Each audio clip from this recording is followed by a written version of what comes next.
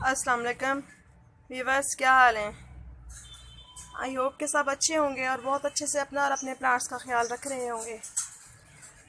तो आज मैं आपके साथ जिस टॉपिक पे बात करूंगी वो किसी प्लांट को लगाने के मुतालिक या कुछ हार्वेस्ट करने के मुतालिक या किसी फूल के मुतालिक नहीं है, बल्कि ये साइकस रेवलूटा, जिसे आम ज़बान में और नर्सरीज़ में कंगी पाम के नाम से जाना जाता है, इसकी न्यू ग्रोथ दिखाना चाह रही थी मैं आपको कि मेरे इस प्लांट पे न्यू ग्रोथ आई है। और ये प्लांट जो कि बहुत ही ज़्यादा स्लो ग्रोइंग प्लांट है, तकरीबन 6 माह के बाद इसकी न्यू ग्रोथ आती है और बंच की सूरत में यूँ इसके लीव्स निकलते हैं। ये देखें, ये मेरे इस प्लांट पे तकरीबन 13 लीव्स न्यू निकले हैं और इतने नरम, मुलायम और सॉफ्ट है ना कि टच करके बहुत अच्छा फील होता है। बहुत ही प्यारे, यूँ देखें कितने अच्छे लग रहे हैं। और इस तरह से देखें सेंटर एरिया इसका, तो यहाँ से ये देखें माशाल्लाह कितनी अच्छी इसकी ग्रोथ आ रही है न्यू, जो कि बहुत ही प्यारी लग रही है। और यूँ सेंटर में से बंच सा निकला हुआ अलग ही नज़र आता है और बहुत ही खूबसूरत लगता है। ये प्लांट जो कि बहुत स्लो ग्रोइंग है, तो इसलिए ये तकरीबन 10 से 15 साल के अरसा में ये प्लांट मैच्योर होता है।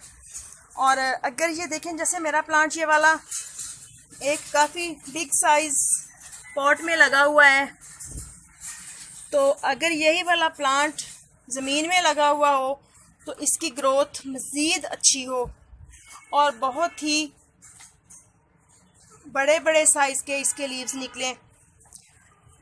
वैसे तो इस मेरे इनके खुली स्पेस मैंने इसको दी हुई है, इसकी ग्रोथ इसमें भी अच्छी चल रही है, लेकिन ज़मीन में ज़्यादा अच्छा ग्रो करता है। और इसको शेडी एरिया पसंद है, धूप बिल्कुल पसंद नहीं करता। ये वाला प्लांट ज़मीन में भी लगाएं तो कोशिश करनी चाहिए कि ये सायादार जगह पे लगा हुआ हो, जहाँ पे किसी दरख्त का या किसी दीवार का या नेट वगैरह का साया हो या किसी बिल्डिंग का साया आ रहा हो, यानी कि तेज़ धूप से इस प्लांट को बचाने की कोशिश करनी चाहिए।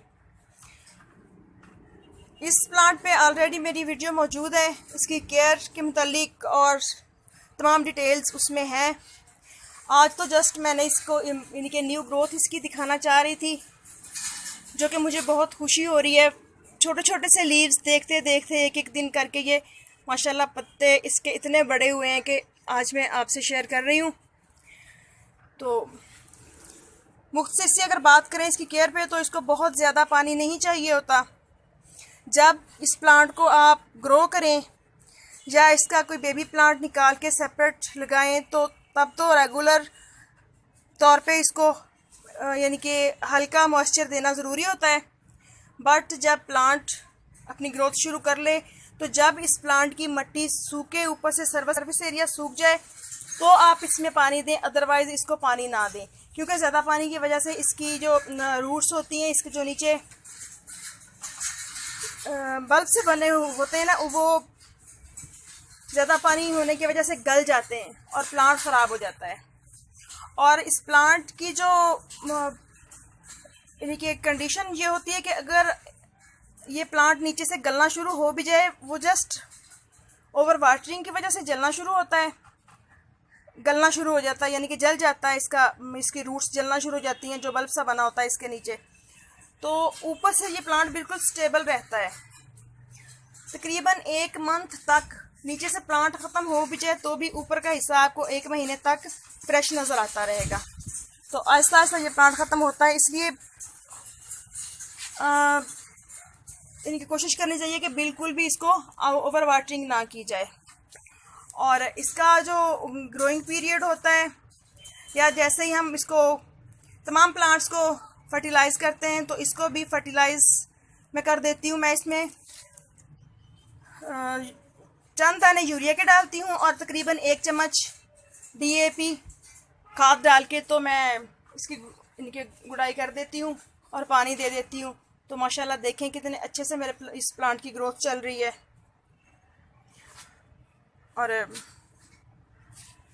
ये जो प्लांट है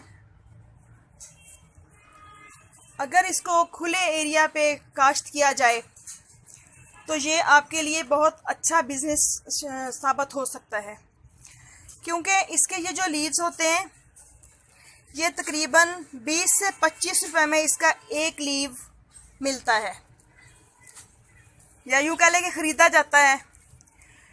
ख़रीदता कौन है?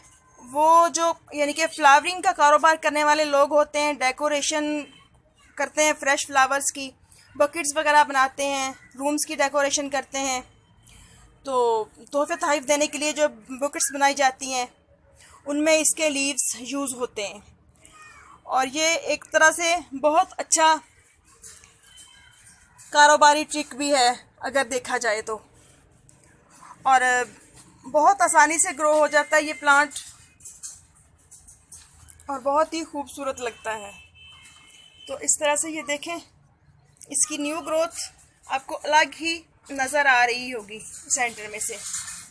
और इस प्लांट की अच्छी ग्रोथ के लिए ज़रूरी होता है कि जैसे जैसे ये प्लांट की न्यू ग्रोथ आती जाए, इसके जो नीचे वाले ये वाले लीव्स हैं इनको कट कर देना चाहिए, साथ के साथ इनको कट करके तो नीचे से प्लांट की सफाई कर देनी चाहिए, ताकि वो इसका स्टेम भी ऊपर को जाता हुआ अच्छा लगे और जो फूड है वो भी न्यू ग्रोथ को अच्छे तरीके से मिल सके और प्लांट अच्छी तरह अपनी ग्रोथ करे।